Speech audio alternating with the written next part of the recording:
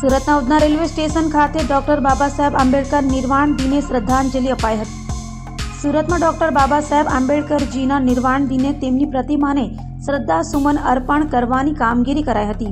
ત્યારે સુરતના Udhna railway station ખાતે પણ સામાજિક આગેવાનો દ્વારા ભારત રત્ન અને બંધારણના ઘડવૈયા ડોક્ટર બાબા સાહેબ આંબેડકરજીના निर्वाण दिने कार्यक्रम योजायो हतो। चंद्रकांत ठक्कर मेरा नाम।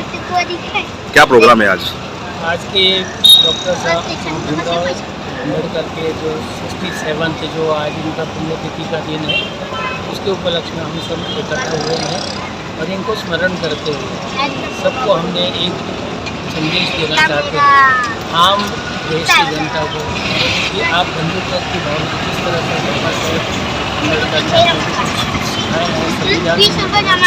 सभी बात सिखाई है, उसका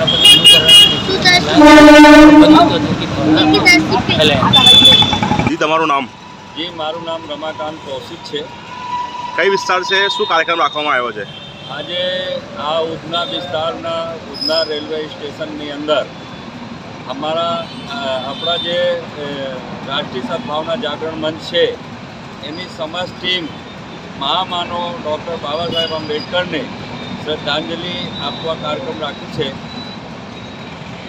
મારું નામ ગણેશભાઈ અંબોરે। કઈ વિસ્તાર છે?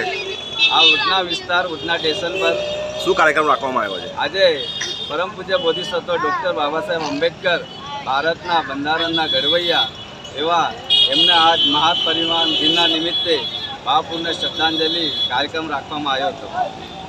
કેટલા લોકો તમારી સાથે જોડાયેલા છે? અમારી સાથે 300 થી 400 લોકો આજ રાષ્ટ્રીય સદભાવના જાગરણ મંચમાં જોડાયેલા છે અને તમામ લોકો સદભાવના અને લોકોને ભાઈચારા મળે એ હિત માટે કામ કરે છે।